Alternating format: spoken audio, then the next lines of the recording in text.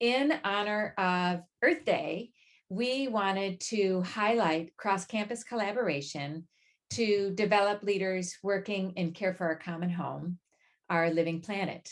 And one of the things that really attracted me as the Nonprofit Institute's executive director to working at the University of San Diego was this really high level of collaboration and coordination of educational and research activities across campus.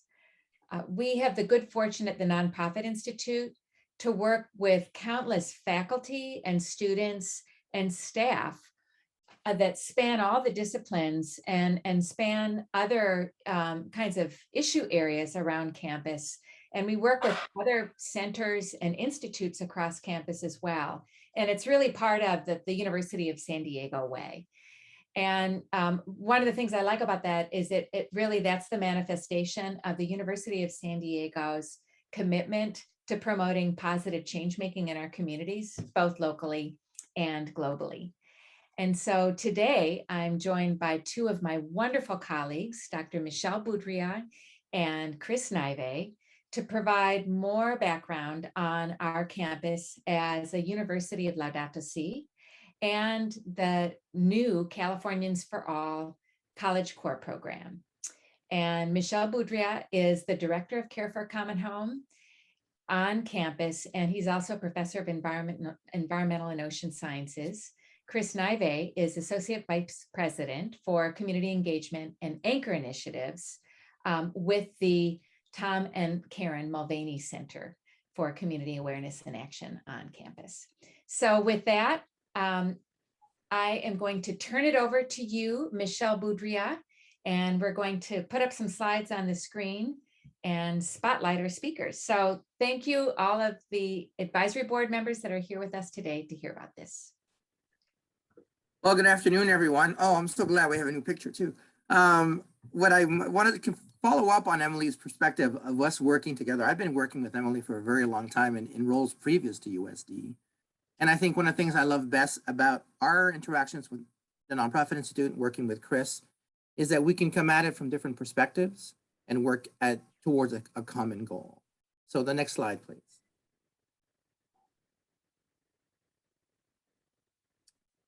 So one of the reasons why we're focusing our efforts, particularly during Earth Day and Earth Month, on Laudato Si, is the Pope's encyclical that was sent out in 2015 was an unusual one because it was a letter to the world. And the letter really talked about the fact that we need to protect our common home, that we need to work and live more sustainably, and that we need to work in an integrated fashion. In fact, the three key messages are that climate change is real and it's happening now, that it's mostly affecting disadvantaged communities, and that we have to work together to make this happen. And frankly, that's not only what we do at USD, it's who we are. It's been a way for us to really collect and focus a lot of our energies. Next slide, please. What does that mean by our focusing our energies? Well, when we put together the strategic plan called Envisioning 2024, one of the 6 strategic pathways is care for a common home. You'll hear about a second one when Chris talks about Anchor Institution a little bit. Care for a Common Home covers sustainability, climate change, and environmental justice. It means that we are really focusing on campus and bringing together a whole variety of groups. Not only are we doing it at the level of the university itself, but we're doing it at all levels of campus. For example, there are internal strategic initiatives like the Environmental Integration Lab, where people are working together across all the academic units to work on academic sides. We have the Water Justice Exchange that's looking at environmental justice and water issues around San Diego, from K through 12 to community work to working with faculty. We have a Food Studies Institute, a variety of different groups, and all of them now are working closely with Emily and her team in the Nonprofit Institute, and with me coordinating at a general level. So this coordination that you hear from the very beginning is now becoming our day-to-day operation. Next slide, please. And in fact, this year, we really center of this Venn diagram. When we think of care for the common home at USD and as an institution, we want to focus it on the faculty and student perspective, so classes, research, and projects. In fact, one of the things we've been really focusing on the last 2 years is campus as a living lab. Let's have our students work on issues that are real world on campus, real world in Linda Vista and Morena and at the border. We're changing our impacts on finance and operation, And we're working even more on community engagement and programs that you'll hear about in just a moment. From the finance operation and centerpiece, this year we've changed our investment policy. We've actually fully approved an investment policy that includes ESG investment, that actually includes the words climate change and environmental justice, and that are going to lead to divestment by 2035. And we are one of only 3 universities in the United States that's now a University of Laudato Si. So in addition to our own internal commitment, our commitment to the community, we are also now committed to the Vatican. We have a 7-year commitment with assessments to live out the mission of a university that focuses on climate change, sustainability, environmental justice, and working with communities and improving the world around us. And I think that's the best segue I can give to my colleague, Chris Nayve. Thank you, Michelle, for that, and Emily, for convening us on this important day, and appreciate being with all of you here. As mentioned, a great part of my work through our Karen and Tom Mulvaney Center, the next slide, please, is really to work across campus with great colleagues like Michelle and Emily, our colleagues at the Nonprofit Institute, and some of you who know our campus well. I mean, as much as and as transformative and influential as Michelle and Emily are, as well as the teams we work with, I mean, we really only represent a very small snippet of our campus community who are pretty committed to this work generationally. So, you'll be able to tell, if you know our campus well, that collaboration is really, really important to us. And of course, we work with students and community partners and colleagues across our campus, as well as other important leaders in our region, because these issues are cross-generational, and I think it requires a lot of cross-sector work to really understand, how do we address some of these really urgent challenges. So, to work on some really important things like sustainability and climate action. I've been here for over 20 years, and year over year, it is wonderful to see, like when we look at the numbers, that over 90% of our campus community is working, on some of these urgent challenges across what we call the San Diego cross-border region. For those of you who understand, there may be a technical border, but for us who do this work, those issues of climate change, sustainability don't stop at the border, right? So, so many of the issues we've been working on with partners, unfortunately still persist, like poverty and educational inaccess, and of course, issues around climate, sadly, seem to just be getting worse. So I think the joy of my job is really working across campus to look at the issues, and of course, Michelle and Emily and the work of the Nonprofit Institute team, they've been really pillars in our field for many, many years. Next slide, please. So it's great we all work together. However, how does this saliently manifest? In lots of ways, aside from just truly enjoying each other's company. One collaboration recently that we're really, really excited about between the work that Michelle is leading and the work that Emily and the Nonprofit Institute are leading is this new program called College for All program, which is funded by the governor's office, and it's to ensure that up to 100 USD students can contribute up to 450 public service hours of time to work with our cross-border community-based partners on a range of issues, but predominantly on climate and equity issues.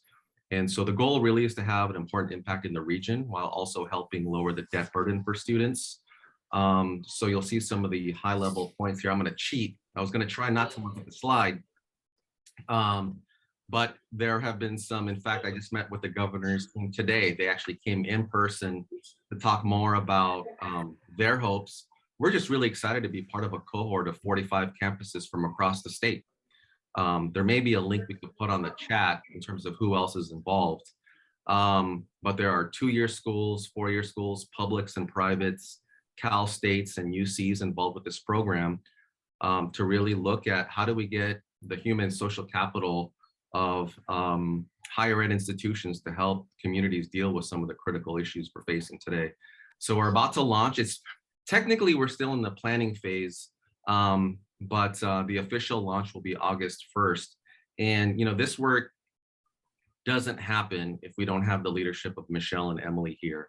So we're really excited about that. I know Emily wants to talk a little bit more about the Californians for All program, but since I have the advisory board for nonprofit here, just thank you. Thank you for allowing, really isn't the word, but just for encouraging Michelle and I, but really through the work of encouraging, Emily and PI's leadership to be engaged in this work. I just really want to say that it's transforming our campus. Well, thank you so much, Chris and Michelle. And I would just add that the Nonprofit Institute, we're really excited to be working actively to partner students with nonprofit organizations and government partners. And we have some initial partnerships that we've developed with the Port of San Diego and with the San Diego Regional Climate Collaborative, which is housed at the Nonprofit Institute, where a number of cities are very interested in working with students on any number of projects that will be really hands-on. We'll give them that kind of career training and exposure to professionals so that we can ensure that we're investing in that next generation of rising leaders in climate change and sustainability. Each student does receive $10,000 in exchange for these service hours. And then of course, at the University of San Diego and with our nonprofit partners, we do have mentoring and other kinds of courses that we're using to really support the students so that they have ancillary kinds of educational opportunities to go along with this fellowship. So with that, I'll stop it and see if anybody has any questions. And you will see a link to Californians for All in the chat.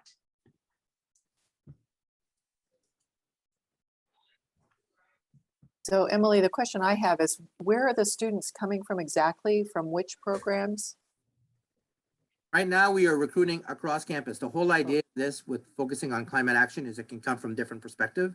And some of our partners may need more scientific perspectives. Others might need more data analysis or even communication perspective. So we're really trying to get as broad a group of students as possible. One of the other partners we're working on is the diocese that has several parishes with climate action plans and really not sure how to get the data, how to put that together. So we're looking for students. The major is not important. The passion for climate and climate action and of course the financial need are key points. Yeah, so for instance, with the port, I know they want students from communications, from business, from political science and engineering, just to name a few. And then of course they want a team that's working with Michelle in environment and ocean sciences. So I think that all makes a lot of sense to me, but what's the link with the Institute?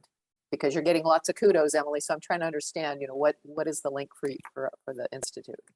So the Institute has an environment initiatives hub at it. And as part of that, we have the San Diego Regional Climate Collaborative. We work with local governments and public agencies, as well as nonprofits that are working on issues, interconnected issues around sustainability, climate change, issues of social justice and poverty, and how those things are interlinked. And so we became a natural partner with the Mulvaney Center, with the director of Care for Our Common Home and the Environmental Integration Lab, so that we could make sure that as an externally facing institute, we could help to identify community partners in the nonprofit sector and in government that could potentially have students that are working under supervision of faculty and graduate sorry, Chris. Part of the partnership Emily and I have been really building is having NPI as the outward facing perspective, and then having me and my colleagues who are on the ground with the students, providing the students to get that experience. And so you're really getting an undergraduate, a graduate student, and an outward facing working together. That opens up their professional opportunities, as well as giving, some chance for the research to get done by students who are doing a real world project. Chris. I would add, this is a little bit more a frank talk, especially we're in an advisory context, if I may, is just really aware of higher ed is in kind of like an important moment around resources, right? And just very aware that we don't want to increase the cost of doing business and assign that and apply it to student tuition, right? So there's a big commitment on that. So there's a really, scrutinized look around, and this applies to all our fields, right, in general, especially the last 2 years. But in higher ed, it's like, why should certain areas continue to do its work, right? So again, this is why I say this is frank talk. To me, the beauty of the collaboration between Emily and Michelle is that I really feel like it's a collaboration and not a competitive space. Sometimes higher ed is very competitive with grants and who gets credit for X, Y, or Z. To me, the Nonprofit Institute has been an important leader and thought partner and networker with our work. That being said, the fact that, maybe not all the, there isn't necessarily a strong student connection side, although I would imagine, some of the graduate students involved with the nonprofit will be involved in some shape or form, and we're talking about graduate students. But Michelle and I have no problem in saying that a big reason we got this grant is because of the work of the Nonprofit Institute. To receive I don't think we gave the number, unless I'm mistaken, it's a $1.8 million grant to affect 100 students, their financial aid, right? And to basically say that if it wasn't for the agenda that the nonprofit has, and for Michelle and I not to have to say that we brought this in, that's the value out of the Nonprofit Institute, I would imagine as advisory board members in conversations with President Harris or our cabinet, to me, that's a huge reason. Aside from the aesthetics of that, to me, I don't think in the last, well, let me say it like this, to be able to call on, Emily and the NPI team to help us with our work has been huge because we don't have to recreate the wheel. And if I could add to that, it's really the nexus of the three. I mean, when you look at this proposal, it's the three pieces that we do well. It's basically hitting the sweet spot for the three of us, but putting it together.